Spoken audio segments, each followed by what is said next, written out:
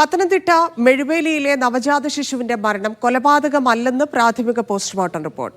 ആരും അറിയാതെ പ്രസവിച്ച ശേഷം പൊക്കിൾക്കൊടി 21-കാരി തന്നെ വീട്ടിൽ വെച്ച് മുറിച്ചെടുത്തിരുന്നു. അതിനിടയിൽ ശുചിമുറിയിൽ യുവതി തലകറങ്ങി വീണപ്പോൾ കുഞ്ഞിന്റെ തല നിലത്തടിച്ചതാകാമെന്നാണ് നിഗമനം.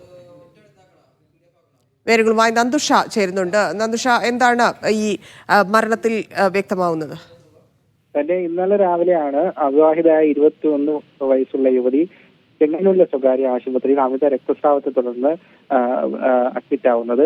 ഈ വിശദ പരിശോധനയിൽ യുവതി പ്രസവിച്ചതായി ആശുപത്രി അധികൃതർക്ക് വിവരം ലഭിച്ചു. തുടർന്ന് ആശുപത്രി അധികൃതർ തന്നെ യുവതിയോട് കുഞ്ഞിനെ പറ്റി ചോദിച്ചു. അപ്പോഴാണ് യുവതി കുഞ്ഞിന്റെ മൃതദേഹം വീടിന് തൊട്ടടുത്തുള്ള പറമ്പിലെ ഒഴിഞ്ഞ മൂലയിൽ ഉപേക്ഷിച്ചതായി പറയുന്നത്. പിന്നീട് പോലീസിനെ അറിയിക്കുകയും പോലീസ് എത്തിയാണ് മൃതദേഹം കണ്ടെത്തുകയും ചെയ്തത്.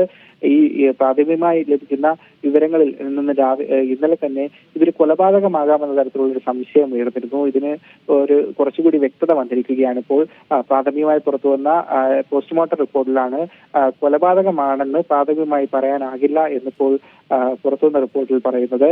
അതായത് ശുചിമുറിയിൽ വെച്ച് യുവതി പ്രസവശേഷം പൊക്കിൾക്കൊടി മുറിച്ച സമയത്ത് യുവതിക്ക് ബോധക്ഷയം ഉണ്ടാവുകയും നിലത്തടിച്ച് വീഴുകയും ചെയ്തു. ഈ വീഴ്ചയിൽ കുഞ്ഞിന്റെ തലക്കേറ്റ ക്ഷതം കുഞ്ഞിന്റെ മരണത്തിലേക്ക് നയിച്ചതെന്നാണ് ഇപ്പോൾ പോസ്റ്റ്മോർട്ടം റിപ്പോർട്ടിൽ കണ്ടെത്തിയിരിക്കുന്നത്.